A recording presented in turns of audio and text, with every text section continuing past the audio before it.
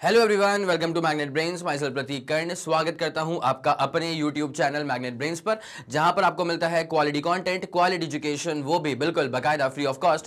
KG से लेकर के क्लास 12 तक का पूरा एजुकेशन सब आपको मिल जाएगा डिटेल्ड वीडियो फॉर्मेट में। और अगर आप हिंदी मीडियम के स्टूडेंट हैं तो फिर आप जानते हैं क्या करना है आपको। मैग्नेट ब्रेन्स का हिंदी मीडियम चैनल भी है, जा करके सब्सक्राइब कर लीजिएगा और एकदम याद से नोटिफिकेशंस को ऑन कर लीजिएगा। इससे होता क्या है ना कि जैसे हिंदी मीडियम के चैनल पर कोई भी वीडियो अपलोड होगा, चाहे कोई लाइव क्लास हो, कोई अपडेट हो, कोई रिकॉर्डिंग हो, तो उसकी जानकारियां, उसकी नोटिफिकेशन सबसे पहले आप तक पहुंच जाएंगी। आप किसी भी कंडीशन में कुछ भी मिस आउट नहीं करेंगे। बस एक बात का आप खास ख्याल रखें कि हिंदी मीडियम के चैनल पर क्लास 6 से क्लास 12 तक का पूरा कंटेंट अवेलेबल है। कौन कौन से स्टेट बोर्ड्स हैं सर? तो एमपी बोर्ड है, बिहार बोर्ड है, यूपी बोर्ड है, राजस्थान बोर्ड है और दिल्ली बोर्ड है। और अगर आपको ई नोट्स या ई बुक्स चाहिए तो फिर इसी वीडियो के डिस्क्रिप्शन में आपको एक लिंक मिलेगी, जाकर के आप चेकआउट कर लीजिएगा। वहां से आप ई नोट्स और ई बुक्स भी बाकायदा अवेल कर सकते हैं। ठीक है, तो चलिए अब जरा कहानी को शुरुआत देते हैं।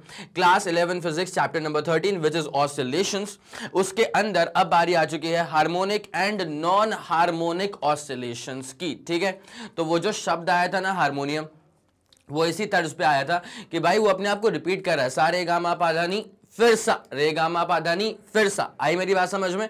तो यही जो चीज है ना कि अपने आप को रिपीट करने वाला जो मोशन होता है, अगर मैं उसे एक्सप्रेस करना चाहूंगा मैथमेटिकली, तो हर इक्वेशन में ये दम नहीं है कि वो इस तरह के पीरियोडिक मोशन को रिप्रेजेंट कर सके सटीक तरह से मैथमेटिकली। तो ये जो काम है ना वो सिर्फ हार्मोनिक फंक्शंस के बस का होता है। अब ये हार्मोनिक फंक्शंस क्या होते हैं? तो हार्मोनिक फंक्शंस ऐसे ही फंक्शंस होते हैं जिनका जब ग्राफ बनाया जाए ना तो वो भी सेम तरह का रिपीटेटिव मोशन शो करते हैं and also after a fix time interval. ठीक है, तो मेरी बात समझ में आ रही है? जो इस तरह के पीरियोडिक मोशंस होते हैं ना, तो पीरियोडिक मोशंस को रिप्रेजेंट करने के लिए, मैथमेटिकली रिप्रेजेंट करने के लिए आपको ऐसे ही फंक्शंस की जरूरत पड़ती है जो खुद भी पीरियोडिक नेचर ही शो कर रहे होते हैं after a given fixed interval of time which is called as time period. ठीक है, तो अब इसमें बाकी सारी बातें डेप्थ में पढ़ने वाले हैं। कहां पे? इस लेक्चर के अंदर।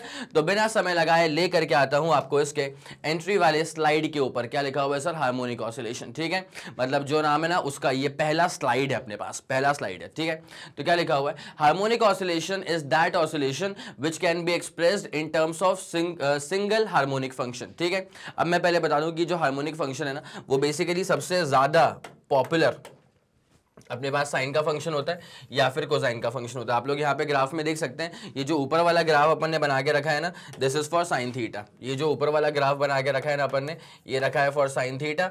एंड ये जो नीचे वाला ग्राफ है ना, this is the cosine function, this is for cos theta. ठीक है, आई बात समझ में? यस सर, पूरी बात समझ में आ गई है। तो साइन थीटा का अगर आप ग्राफ चेक कर रहे हैं तो ऑब्वियसली सर ये भी अपने आप को रिपीट कर रहा है after a fixed time interval. ये भी अपने आप को रिपीट कर रहा है after a fix time interval. तो ये 0 से लेकर के टी, ठीक है, ये इसके बाद ये फिर से रिपीट करेगा, फिर से रिपीट करेगा, फिर से रिपीट करेगा। तो इसका फिक्स टाइम इंटरवल कितना हो जाएगा सर? टी के बराबर हो जाएगा। ठीक है, अब अगर आप कॉस थीटा वाला ग्राफ चेक करेंगे ना तो फिर कॉस थीटा वाले ग्राफ में ऐसे करके ये हो गया। ठीक है, उसके बाद फिर से रिपीट करेगा, फिर से रिपीट करेगा, फिर से रिपीट करेगा। बस अंतर क्या होता है जरा गौर फरमाते हुए चलिएगा कि देखिए यहां पे ना जब आप टाइम इंस्टेंट 0 लेकर के चलते हैं तो फिर डिस्प्लेसमेंट भी कितना होता है सर? 0 होता है। ठीक है, और अब आप अगर यहां पे चेक करें, इस वाले ग्राफ को अगर आप चेक करें तो यहां पे जब आप t equal to time instant t equal to 0 लेकर के चलते हैं ना तो वहां पर जो डिस्प्लेसमेंट होता है सर वो 0 नहीं होता है। इनफैक्ट चेक किया जाए तो ये मैक्सिमम डिस्प्लेसमेंट होता है, और मैक्सिमम डिस्प्लेसमेंट को अपन क्या कहते हैं सर? एम्पलीट्यूड कहते हैं। ठीक है, मैक्सिमम डिस्प्लेसमेंट को अपन क्या कहते हैं सर? एम्पलीट्यूड कहते हैं। तो इस बात को तरीके से नोट करते हुए चलना कि मैक्सिमम डिस्प्लेसमेंट, ये सब एक्स्ट्रा ज्ञान में आने वाली चीजें हैं। ठीक है, तो maximum displacement is called amplitude. ठीक है, एम्पलीट्यूड का अगर मैं संधि विच्छेद करूंगा ना तो एम्पल मैग्नीट्यूड निकलेगा। ठीक है, एम्पल का मतलब होता है मैक्सिमम, सफिशिएंट, इनफ, और मैग्नीट्यूड का मतलब होता है वैल्यू, इसका मतलब मैक्सिमम वैल्यू। ठीक है, अब मैं आपको एग्जांपल देता हूं। जैसे मान लीजिए सिंपल पेंडुलम वाला केस जो है ना वो सबसे सिंपल एग्जांपल होता है ऑसिलेशन के लिए। ठीक है, मान लीजिए कि हमारे पास में एक ये सिंपल स्ट्रिंग है उसकी, और अपन एक बॉब यहाँ पे लगा देते हैं। ठीक है, ये अपन ने यहाँ पे बॉब लगा दिया है। अब क्या होता है, जैसे मैं इसको छोड़ूंगा, ठीक है, तो ये ना ऐसे ऑसिलेट होता हुआ फिर यहाँ पे आ जाएगा। बोलो हाँ कि ना? यस सर, बात तो बिल्कुल सटीक है, इसमें कोई दो राय नहीं है सर। ठीक है, इसको मैं थोड़ा सा तरीके से एक बार कर लूँ ऐसे करके। हाँ सर, इतना ही रहेगा ना? क्या बोलते हो? लेफ्ट एक्सट्रीम में इतने आना चाहिए क्या? यस सर, अप्रोक्सीमेटली इतने आना चाहिए। ठीक है, चलिए तो लेट्स फोकस। तो यहाँ पे सर ये ऐसा कुछ बन जाएगा। ओके सर, डन है। ठीक है, अब देख क्या होता है, जैसे मैंने उसको यहाँ पे छोड़ा, ये दो बॉल्स नहीं है सर, बॉल एक ही होगा यहाँ पे, बस क्या है कि इसको मैंने यहाँ से रिलीज कर दिया। ठीक है, इसको मैंने क्या कर दिया सर, इसको मैंने यहाँ से रिलीज कर दिया। तो ये रिलीज करूंगा तो फिर ये घूमता घूमता क्या है सर, यहाँ तक आ जाएगा। ठीक है, रिलीज कर दूंगा तो सर क्या है, ये घूमता घूमता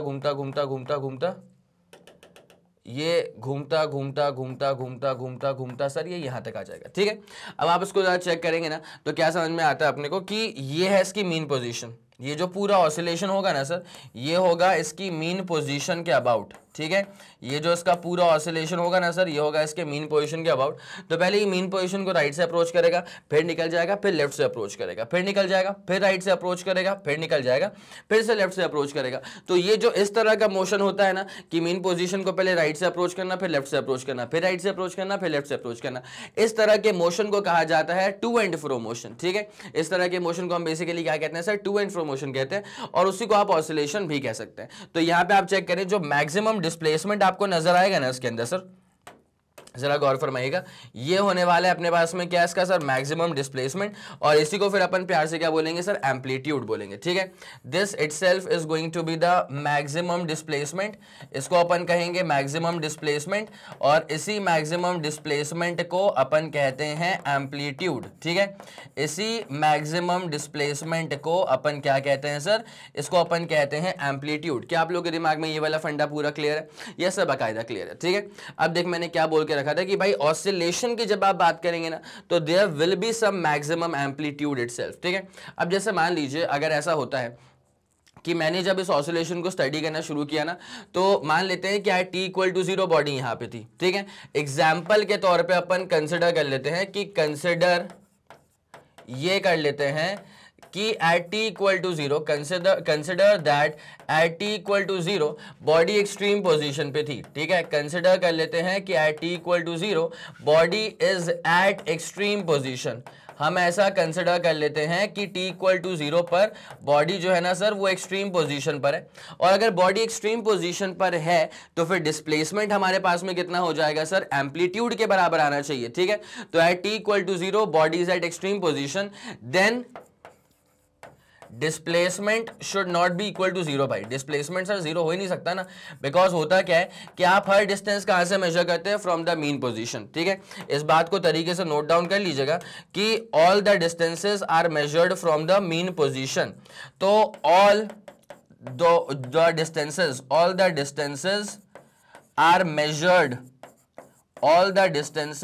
measured from the mean position.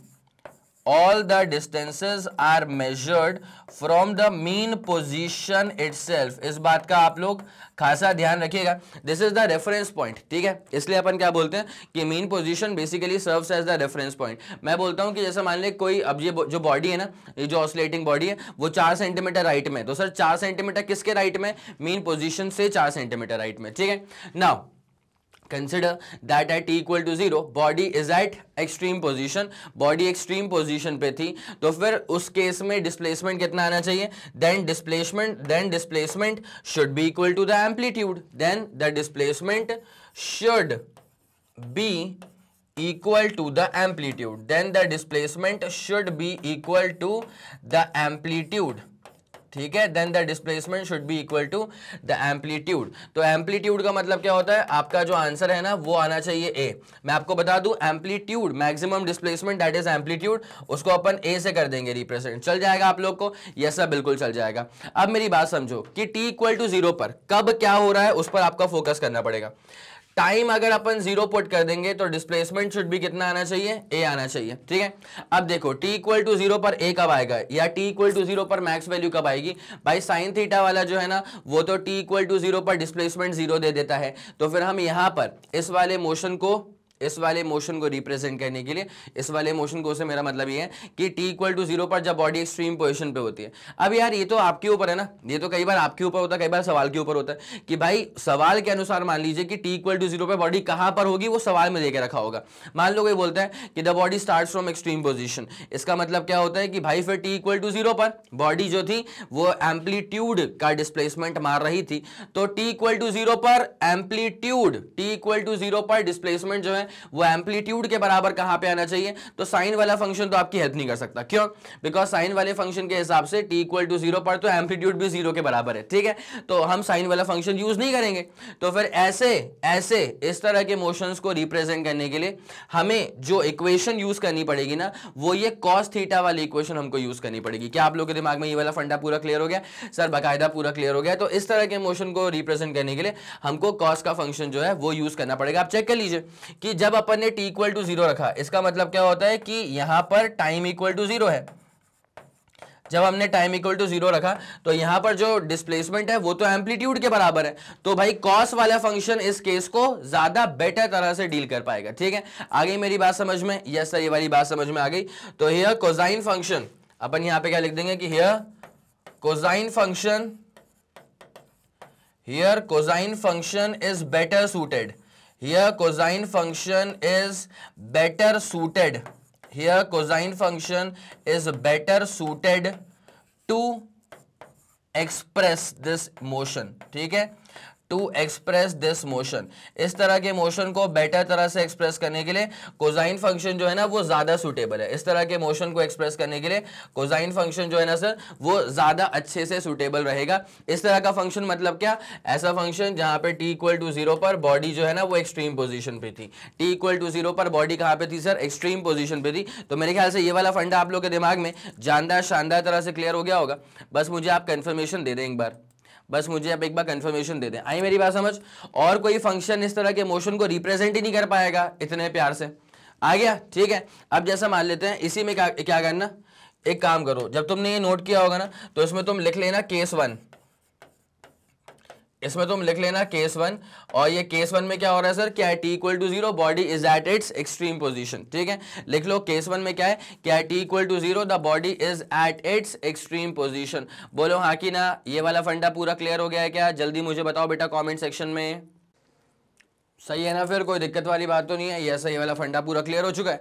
तो ये अपने पास केस 1 था, तो केस 1 का बेसिकली मतलब वही है कि हम ऐसा मान रहे हैं कि t इक्वल टू 0 पर जो बॉडी थी वो एक्सट्रीम पोजीशन भी, तो फिर उसको अच्छे से रिप्रेजेंट करने के लिए कोसाइन फंक्शन अपन यूज करेंगे। ठीक है, अब जैसे मान लेते हैं केस 2, तो केस 2 में अपन क्या मान के चल रहे हैं सर? ऐसा मान लेते हैं कि जब हमने ऑब्जर्वेशन स्टार्ट किया, मतलब है t इक्वल टू 0 पे अगर चेक किया तो बॉडी मान लो कि मीन पोजीशन पे थी। ठीक है, तो केस 2 में क्या मान लेते हैं कि बॉडी, कौन सी बॉडी है सर? ये ऑसिलेटिंग बॉडी है। ठीक है, तो body is at mean position, क्या मान लेते हैं सर? कि body is at mean position at t equal to 0। क्या मान लेते हैं? Body is at mean position at t equal to 0। तो इसके लिए सर कहानी कैसे यहां पे बनने वाली है?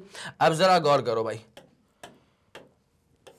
ये लिया अपन ने सिंपल पेंडुलम को हैंग करने के लिए फिक्स सीलिंग हो चुकी है सर।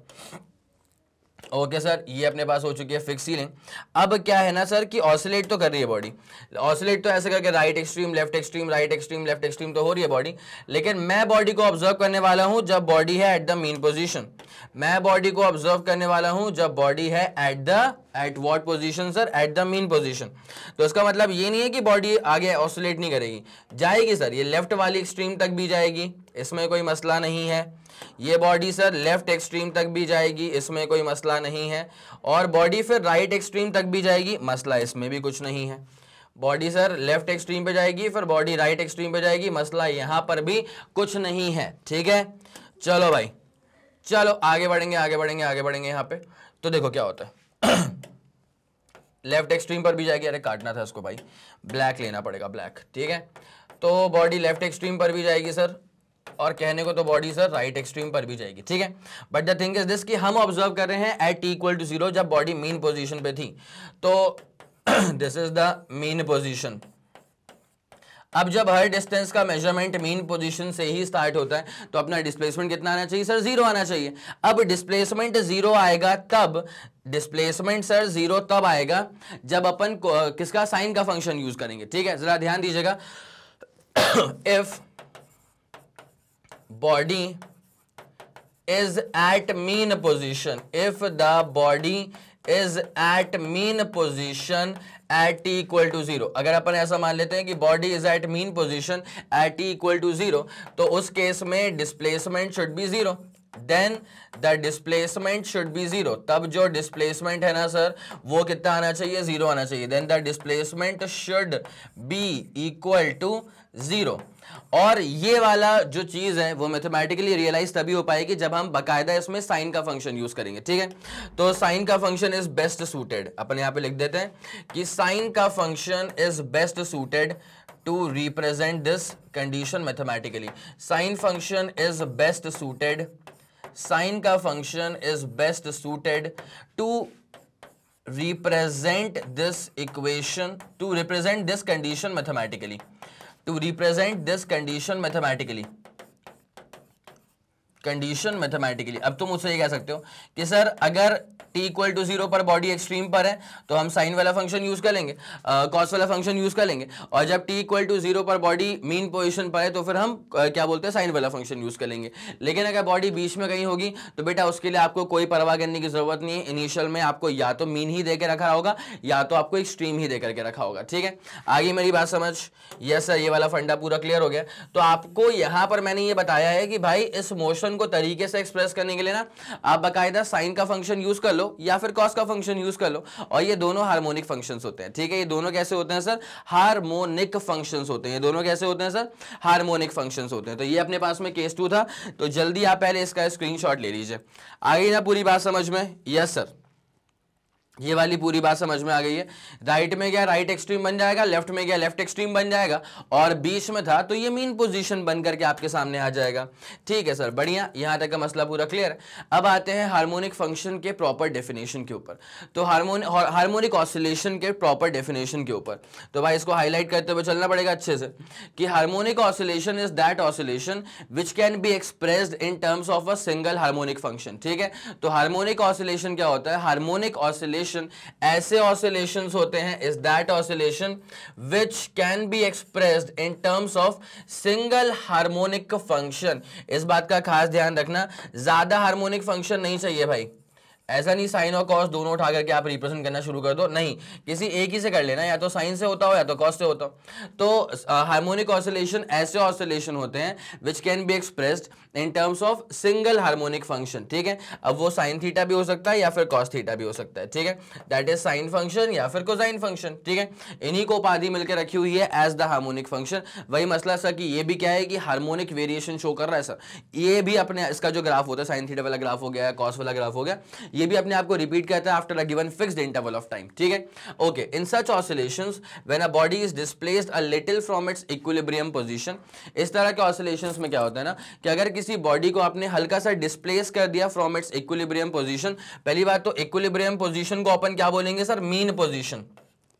ठीक है, ये सिंपल पेंडुलम वाले केस में सर क्या हुआ था, ये अपने पास में इसकी मीन पोजीशन थी। अगर मैं इसको यहां से लेकर के लेफ्ट में डिस्प्लेस नहीं करूंगा, या इसको मैं यहां से लेकर के मतलब राइट में डिस्प्लेस नहीं करूंगा, या अगर लेफ्ट में डिस्प्लेस नहीं करूंगा, तो यहां पे ऑसिलेशन का जो नजारा है ना वो मेरे को देखने को नहीं मिलने वाला। ठीक है, तो आप ऑसिलेशन तभी प्राप्त कर सकते हैं जब किसी बॉडी को आप उसके मीन पोजिशन से क्या हल्का सा डिस्प्लेस कर देंगे, आइदर लेफ्ट में डिस्प्लेस कर दो या फिर आइदर राइट में डिस्प्लेस कर दो। ठीक है, तो in such oscillation when a body displaced a little from its equilibrium position and then left to itself, मतलब आपने उसको डिस्प्लेस करा फिर आपने उसको छोड़ दिया। ठीक है, and then left to itself it begins to oscillate to and fro। ठीक है, तो अब ये जो बॉडी है ना ये ऑसिलेट करना शुरू कर देगी, टू एंड फ्रो ऑसिलेट करना शुरू कर देगी अबाउट इट्स मीन पोजीशन। ठीक है, आप इसको चेक कर सकते हैं, जैसे मैंने बॉडी को डिस्प्लेस करा इधर हल्का सा राइट में, इधर हल्का सा लेफ्ट में, और फिर मैंने इसको छोड़ दिया ना, तो फिर ये बॉडी जो है ना वो टू एंड फ्रो ऑसिलेशन शुरू कर देगी अबाउट इट्स मीन पोजीशन। क्या शुरू कर देगी sir, to and fro motion शुरू कर देगी about its mean position under a restoring force. ठीक है, अब सर यहां पर भी एक रीस्टोरिंग फोर्स तो काम कर ही रहा है, आप जरा चेक करें इसको, जैसे मैंने इसको यहां पे छोड़ा जैसे मैंने इसको डिस्प्लेस किया राइट तक और इसको मैंने छोड़ा, तो अंदर एक रीस्टोरिंग फोर्स काम कर रहा था, जिसकी वजह से ये जो पेंडुलम बॉब है ना, ये वापस से अपनी मीन पोजीशन की तरफ आने का ट्राई करा। ठीक है, अब जैसे अपने मीन पोजीशन तक आ गया, तब तक वो काइनेटिक एनर्जी भी गेन कर चुका था। ठीक है, तब तक वो मोशन में आ चुका था। तो इनर्शिया ऑफ मोशन नाम की भी तो चीज होती है ना सर। तो हुआ क्या, जैसे मैंने उसको यहाँ पे डिस्प्लेस करा, उसको मैंने छोड़ा, तो ये बॉडी वापस से यहां तक आएगी, लेकिन because of inertia of motion, because of inertia of motion body अपने मीन पोजीशन को ओवरशूट करके लेफ्ट एक्सट्रीम तक पहुंच जाएगी। ठीक है, फिर वापस से रीस्टोरिंग फोर्स काम करेगा, तो इस तरफ आने का ट्राई करेगी, लेकिन because of inertia of motion mean position पे रुक नहीं पाएगी, मीन पोजीशन की पोजीशन को ओवरशूट कर करके आगे चली जाएगी। फिर ऐसे ही ऑसिलेट होता रहेगा, होता रहेगा, होता रहेगा। आई मेरी बात समझ? अगर मैं ऐसा मान लूं कि एयर फ्रिक्शन नेग्लिजिबल है, तो क्या होगा, अगर ये 3 सेंटीमीटर राइट से इसको मैंने छोड़ा, तो ये बकायदा 3 सेंटीमीटर लेफ्ट में जाएगी। फिर अगर एयर फ्रिक्शन नेग्लिजिबल है, तो वापस बकायदा 3 सेंटीमीटर राइट में जाएगी, और फिर बकायदा 3 सेंटीमीटर जो है सर लेफ्ट हैंड साइड में आ जाएगी।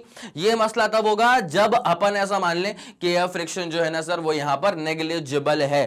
क्या आप लोग के दिमाग में ये वाला फंडा पूरा क्लियर हो चुका है? बस मुझे कंफर्मेशन देना, ये वाला मसला पूरा क्लियर हो चुका है क्या? ठीक है, तो sine function is best suited to represent this condition. इस कंडीशन को रिप्रेजेंट करने के लिए, कंडीशन मतलब क्या है सर, यहां पे ये अपने पास में कंडीशन हमने ऐसा मान के रखा है कि t इक्वल टू 0 पर बॉडी मीन पोजीशन पे थी, तो वो अपन साइन वाले फंक्शन से ही रिप्रेजेंट कर सकते हैं। बिकॉज साइन में भी क्या होता है, जब आप साइन वाला ग्राफ बनाते हो ना, तो साइन वाले ग्राफ में भी आप चेक कर सकते हैं कि डिस्प्लेसमेंट 0 होता है t इक्वल टू 0। ठीक है, displacement is 0 at time equal to 0। Time 0 था तो डिस्प्लेसमेंट भी बकायदा क्या थी सर, 0 थी। ठीक है, ये वाला मसला आप लोगों के दिमाग में बकायदा पूरा क्लियर आउट हो चुका था। ठीक है, तो विच इज, हाँ, तो जो रिस्टोरिंग फोर्स है ना, this is always directed towards the mean position. यहाँ पे चेक कर लो, जैसे मैंने इसको डिस्प्लेसमेंट दिया राइट हैंड साइड में, ठीक है, जैसे मैंने इसको डिस्प्लेसमेंट दिया राइट हैंड साइड में, मैं वाई से कर रहा हूँ डिस्प्लेसमेंट को रिप्रेजेंट, तो आप समझ रहे हैं ना कि इसमें क्या हो रहा है, ये वापस इस तरफ आने का ट्राई कर रहा है, मतलब रिस्टोरिंग फोर्स पीछे की तरफ है। ठीक है, तो रिस्टोरिंग फोर्स पीछे की तरफ बोलने से अच्छा है कि ये बोलो कि भाई टुवर्ड्स द मीन पोजीशन है। अब तुम यहाँ पे तुमको और मजा आएगा, जब तुमने डिस्प्लेसमेंट मान लो लेफ्ट में करवाया, तो फिर से रिस्टोरिंग फोर्स यहाँ राइट में काम करेगा, तो रिस्टोरिंग फोर्स यहां पे काम करेगा। तो इस वजह से कहा जाता है कि सर रिस्टोरिंग फोर्स जो है ना, वो हमेशा क्या है, टुवर्ड्स द मीन पोजीशन काम करता है। ठीक है, रिस्टोरिंग फोर्स जो है ना सर, वो हमेशा कहां काम कर रहा है, टुवर्ड्स द मीन पोजीशन काम कर रहा है। ठीक है, ओके सर, डन। तो which is always directed towards the mean position, इसको भी नोट डाउन कर लो। ये जो रिस्टोरिंग फोर्स है ना, it is always directed towards the mean position and whose magnitude at any instant is proportional to the displacement of the body. मतलब restoring force उतना ज्यादा होगा जितना ज्यादा डिस्प्लेसमेंट होगा। बिल्कुल सटीक बात है सर भाई, तुम जितना ज्यादा डिस्प्लेसमेंट करवा दोगे इस वाली बॉडी के अंदर, उतना ही ज्यादा तगड़ा रिस्टोरिंग फोर्स काम करेगा इसके अंदर। ठीक है, तो इसलिए अपन कहते हैं कि restoring force at any instant is proportional to the displacement itself. ठीक है, restoring force at any instant is proportional to the displacement itself. लेकिन मैं आप लोग के दिमाग में अभी एक बात डाल देना चाहता हूं कि इनका डायरेक्शन बकायदा ऑपोजिट होता है सर। ठीक है, कैसा, अगर डिस्प्लेसमेंट राइट में है ना, तो रिस्टोरिंग फोर्स सर कहां काम करेगा, लेफ्ट में काम करेगा, और अगर डिस्प्लेसमेंट मान ले लेफ्ट में, तो रिस्टोरिंग फोर्स राइट में काम करेगा। तो ये जो ऑपोजिट डायरेक्शन होता है ना, उसको अपन क्या करेंगे सर, रिप्रेजेंट कर देंगे माइनस वाले सिंबल से। तो मेरे ख्याल से ये वाली चीज आप लोग के दिमाग में बकायदा क्लियर आउट हो चुकी होगी। तो जल्दी आप इसका स्क्रीनशॉट लेंगे क्या, फटाफट फुर्ती में आकर के आप इसका स्क्रीनशॉट लेंगे क्या? सर बिल्कुल हो गया इसका स्क्रीनशॉट, डन। ठीक है, चलो बेटा आगे बढ़े। तो इन the absence of frictional forces the harmonic oscillation possesses a constant amplitude. ठीक है, अगर ऐसा मान लिया जाए कि एयर फ्रिक्शन नहीं है, नेग्लिजिबल रेजिस्टेंस है, तो ये जो हार्मोनिक फंक्शंस है ना, दे विल बेसिकली, जो हार्मोनिक ऑसिलेशन है ना, they will basically show constant amplitude. ठीक है, एम्पलीट्यूड तो आप लोग को समझ में आता है ना, एम्पलीट्यूड का मतलब क्या होगा सर, मैक्सिमम डिस्प्लेसमेंट। ठीक है, एम्पलीट्यूड का मतलब क्या होगा सर, इसका मतलब होगा सर मैक्सिमम डिस्प्लेसमेंट। ठीक है, ये था, यहाँ पे बॉडी था, मान ले, ये मान लेते हैं ना बॉडी को, अपन यहाँ पे मान लेते हैं बॉडी को, ये अपने पास में बॉडी है। अब क्या, इसको अपन ने यहाँ पे छोड़ा ना, तो फिर ये बॉडी क्या है सर, आगे निकल जाएगी। ये जो बॉडी है ना सर, ये आगे निकल जाएगी। तो फिर अब अपन इसको यहाँ पे रख लें क्या? यस सर, बिल्कुल रख लेते हैं, कोई मसला नहीं है सर, कोई दिक्कत नहीं है।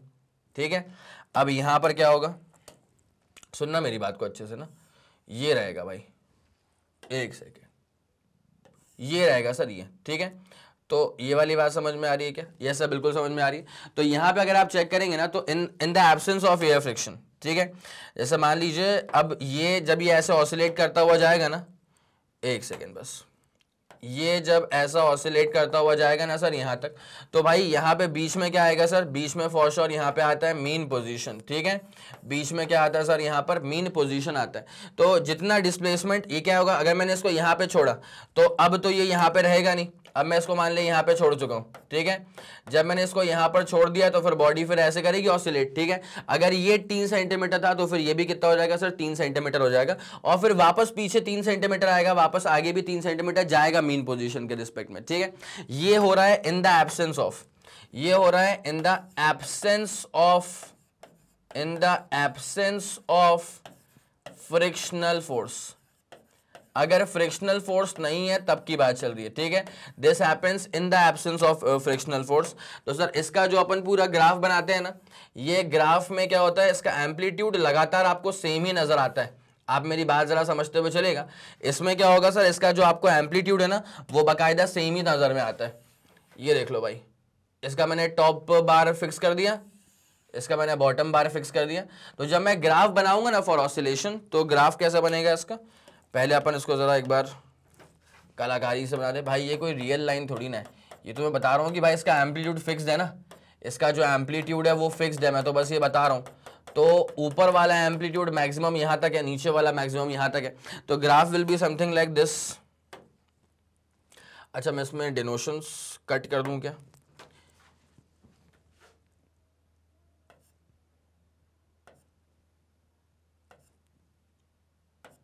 ठीक है,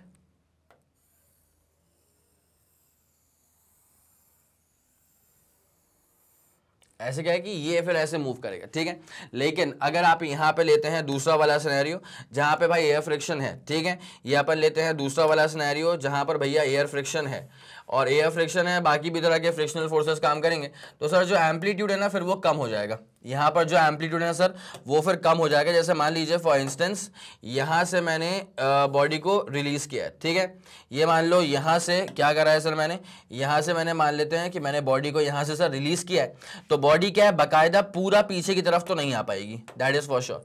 यहाँ से मैंने बॉडी को रिलीज किया है तो बॉडी सर क्या है बाकायदा ऐसे पूरा पीछे तो नहीं आ पाएगी, थोड़ा सा क्या ऐसा रह जाएगी, तो यहीं तक आ पाएगी मान लो, है ना।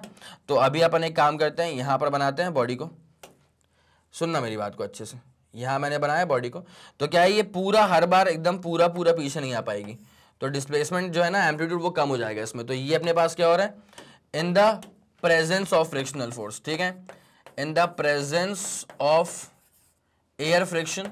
यहाँ पर तो कोई सॉलिड बॉडी के ऊपर तो मोशन हो नहीं रहा है, तो यहाँ पर तो एयर फ्रिक्शन है, तो इसका एम्पलीट्यूड क्या होगा सर, लगातार इसका जो एम्पलीट्यूड है ना वो आपको घटता हुआ नजर आएगा, ठीक है। इसको अपन क्या बोलते हैं सर, इसको फिर अपन डैम्प्ड ऑसिलेशंस भी कहते हैं, ठीक है। Oh my God, damped oscillations. चलो एक बार जरा अपन कर दें, और भाई जब भी ये सवाल आपके केस में आएगा ना, स्कूल एग्जाम्स में आ जाए, कहीं पर भी आ जाए, तो प्लीज़ मेक श्योर करना कि आप इन चीज़ों को ना तरीके से बना करके आएँ। इससे क्या है कि इम्पैक्ट पड़ता है कॉपी चेक करने वाले के ऊपर, उनको लगता है कि हाँ भाई बच्चा जो है अपना पढ़ा लिखा बच्चा है, तभी उसको इतना आता है ना। आई मेरी बात समझ, और तुमको आता है, लेकिन अगर तुम लिख करके नहीं आओगे तो भाई क्या करोगे, तुम्हें आता है, तुम्हारे दिमाग में आता है, तुम्हें उसके मार्क्स मिल रहे हैं क्या, नहीं मिल रहे ना। तो जो आता है वो दुनिया को पता चलना चाहिए कि आता है। सही जा रहे हैं क्या? अब देखिए यहाँ पे क्या होगा, मैं हल्का सा इसमें डिनोशंस मारना चाहूंगा। हाँ जी, इसमें क्या होता है कि एम्पलीट्यूड जो होता है ना वो बराबर नहीं रहता है सर, ठीक है। इसका जो एम्पलीट्यूड होगा ना सर वो बराबर नहीं रहेगा, वो धीरे धीरे क्या है कम होता हुआ जाएगा। तो इसके लिए मेरे को एक रेफरेंस लाइन इसमें और लगानी पड़ेगी, तुम बस साथ रहना, ठीक है। अब क्या होगा सर, इसका जो एम्पलीट्यूड होगा ना वो कम हो जाएगा,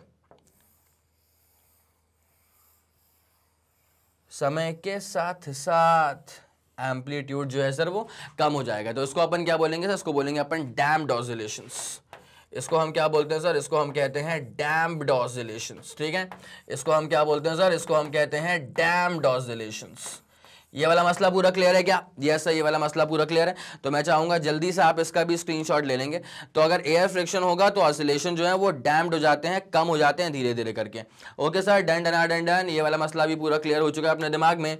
तो In the absence of frictional forces, the harmonic oscillation possesses constant amplitude। ठीक है, जैसे कि आप लोग यहाँ पे देख सकते हैं कि इसने जब एयर फ्रिक्शन नहीं था, कहाँ गए, जब एयर फ्रिक्शन नहीं था तो इसका जो एम्पलीट्यूड था ना, दैट वाज कांस्टेंट ओनली। इसका जो एम्पलीट्यूड था, ये जो है ना, ये जो आपको नजर आ रहा है ना, this is basically called as the amplitude. Same नीचे भी बराबर ही है, कोई दिक्कत नहीं है। तो कांस्टेंट एम्पलीट्यूड बना हुआ है यहाँ पे, अगर आप देख रहे हैं अच्छे से ग्राफ को, तो यहाँ पर सर क्या है, कांस्टेंट एम्पलीट्यूड जो है ना वो बना हुआ है। लेकिन यहाँ पे क्या है सर, एम्पलीट्यूड जो है ना वो डिक्रीज हो रहा है। यहाँ पर अगर आप चेक करें तो एम्पलीट्यूड जो है ना सर वो कॉन्स्टेंटली फिर डिक्रीज हो रहा है। ठीक है, तो मैं यहाँ पे लिख दूं क्या कि it is having decreasing amplitude. क्या बोल देंगे sir, this is basically having decreasing amplitude. This is basically having what sir, this is basically having a decreasing amplitude. ठीक है, ऐसे डिक्रीज हो रहा है ये। तो इन the absence of air friction तो कांस्टेंट ही रहने वाला है। तो उसको अपन यहाँ पे हाईलाइट कर दें कि in the absence of frictional forces the harmonic oscillation possesses constant amplitude. सही बात है। A harmonic oscillation of constant amplitude and of single frequency is called simple harmonic motion. ठीक है, सिंगल फ्रीक्वेंसी और कांस्टेंट एम्पलीट्यूड है तो उसको अपन कहते हैं सिंपल हार्मोनिक मोशन। ठीक है, क्या बोलेंगे अपन इसको, सिंपल हार्मोनिक मोशन। तो ये जो इस तरह का मोशन है ना, इसको फिर अपन SHM कह देते हैं। इस तरह के मोशन को अपन क्या बोल देते हैं sir, SHM, which is basically called as simple harmonic motion. Constant frequency और कांस्टेंट एम्पलीट्यूड, इसका दो सबसे खास फीचर क्या होता है, constant frequency, constant single frequency change नहीं हो रही है, कांस्टेंट सिंगल फ्रीक्वेंसी, और दूसरा इसके अंदर क्या होता है sir, constant amplitude. Constant single frequency और दूसरा इसके अंदर क्या होता है सर, कांस्टेंट एम्पलीट्यूड होता है। मेरे ख्याल से ये वाला फंडा आप लोग के दिमाग में बाकायदा पूरा क्लियर हो चुका है सर। ठीक है, ओके डन। तो मैथमेटिकली या simple harmonic motion can be expressed as, mathematically आप किसी भी सिंपल हार्मोनिक फंक्शन को या तो साइन के दम पे रिप्रेजेंट कर दो या तो कॉस के दम पे रिप्रेजेंट कर दो। ठीक है, ए यहाँ पे एम्पलीट्यूड है, या फिर कॉस के दम पे कर दो। अच्छा, मैं यूजुअली क्या करता हूँ ना कि जब मैं कॉस का फंक्शन यूज करूंगा ना तो मैं इसको एक्स से रिप्रेजेंट कर दूंगा। तो अब वो क्या अपने ऊपर है, जैसा आपको सही लगे वैसा आप करो, चाहो तो आप ऐसे भी करते हो, कोई दिक्कत नहीं है। डिस्प्लेसमेंट को इन जनरल वाई से कर दिया। अगर ऐसा होता है कि टी इक्वल टू 0 पे, ये वाला फंक्शन कब यूज करना है कि अगर टी इक्वल टू 0 पर बॉडी इज एट मीन। अगर ऐसा होता है कि t इक्वल टू 0 पर बॉडी अगर मीन पोजीशन पर है तो फिर आप ये वाला फंक्शन यूज कर लीजिएगा।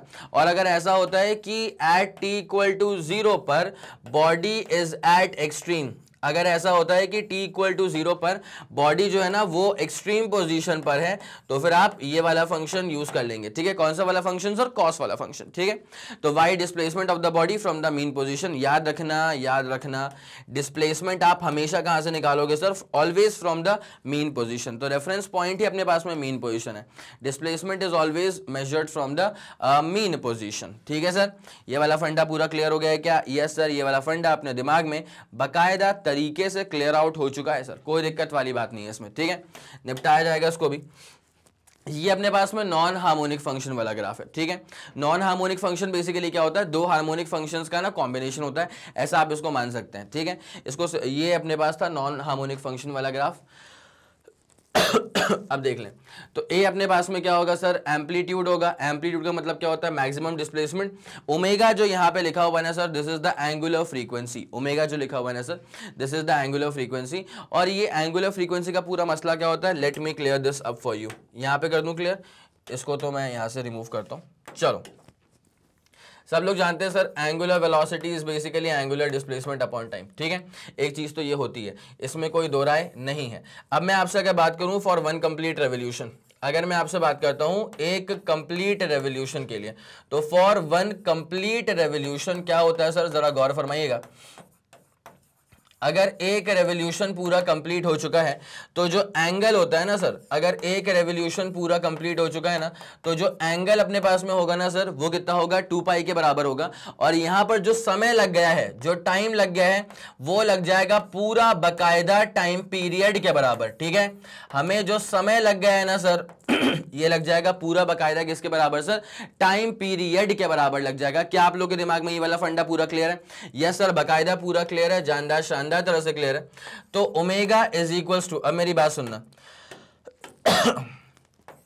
थीटा अपने पास में 2 पाई के बराबर हो चुका है, नीचे अपने पास में क्या आएगा सर, टाइम पीरियड आएगा। ठीक है, क्या मैं इसको ऐसे लिख सकता हूं 1 अपॉन टाइम पीरियड, और मैं आपको बता दूं कि 1 upon time period is basically called as linear frequency. ठीक है, तो ये अपने पास में क्या हो जाएगा 2 पाई, उसके बाद क्या हो जाएगा सर न्यू। तो this omega is basically called as the angular frequency. This omega is basically called as the angular frequency. और यहाँ पे जो आपको ये न्यू नजर आ रहा है ना, इस न्यू को अपन क्या बोलते हैं, जो सिर्फ आपको न्यू नजर आ रहा है ना, इस न्यू को अपन क्या बोलेंगे सर, इस न्यू को अपन बोलेंगे लीनियर फ्रीक्वेंसी। ठीक है, ये जो आपको न्यू नजर आ रहा है ना सर, इस न्यू को आप क्या बोलेंगे सर, इसको आप बोलेंगे लीनियर फ्रीक्वेंसी। तो यहाँ पे अगर शब्दों पे जाया जाए तो angular frequency is defined as linear frequency with a product of 2 pi. ठीक है, तो अपन इसको डिफाइन कर देते हैं कि एंगुलर फ्रीक्वेंसी, इससे करते हैं ग्रीन से, तो एंगुलर फ्रीक्वेंसी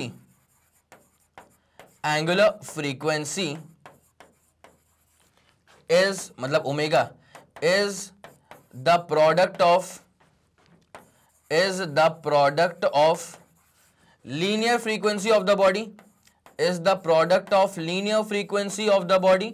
तो लीनियर फ्रीक्वेंसी मतलब न्यू। ठीक है, it is the product of linear frequency of the body, it is the product of linear frequency of the body by a factor of 2 pi. ठीक है, it is the product of linear frequency of the body by a factor of कितना है sir, by a factor of कितना है sir, 2 पाई का factor है। ठीक है, ये वाला मसला पूरा क्लियर हो गया है क्या? यस सर, ये वाला फंडा पूरा क्लियर हो चुका है। जल्दी आप इसका स्क्रीनशॉट लेंगे प्लीज, और एक काम करो ना भाई, जल्दी से मुझे बताओ ओमेगा की यूनिट क्या होगी, ओमेगा जो एंगुलर फ्रीक्वेंसी है इसकी यूनिट क्या होगी, जल्दी से बताओ कमेंट सेक्शन में। बता दिया है क्या? चलो अब जरा चेक करें, आपने जो कहा था क्या वो सत्य वचन निकला? इसकी यूनिट क्या हो जाएगी सर, मेरी बात समझें, थीटा मतलब एंगल, एंगल को डिग्रीज में नहीं करते भाई, रेडियन में करेंगे, और अपॉन क्या है सर, टाइम है, तो मतलब रेडियन पर सेकेंड हो जाएगा। क्या हो जाएगा सर, रेडियन पर सेकेंड हो जाएगा। ठीक है, हो गया? यस सर, बिल्कुल हो चुका है। तो न्यू का मतलब अपने पास में क्या होता है, लीनियर फ्रीक्वेंसी, और टी कैपिटल टी का मतलब क्या होगा सर, टाइम पीरियड। इनका रिलेशन आपस में क्या होगा कि भैया लीनियर फ्रीक्वेंसी, इनका रिलेशन आपस में क्या होगा कि linear frequency is 1 upon time period.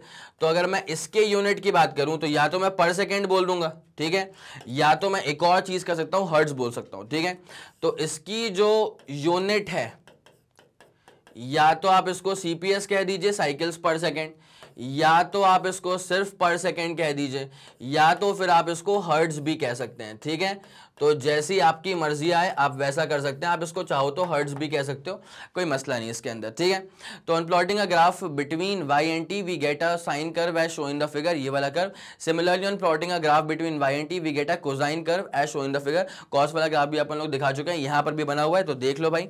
ये जो पहला वाला ग्राफ है ना वो साइन थीटा के लिए, और जो नीचे वाला ग्राफ है अपने पास में वो किसके लिए सर, कॉस थीटा के लिए। ठीक है, ये वाला फंडा पूरा क्लियर? यस सर, ये वाला फंडा पूरा क्लियर हो चुका है।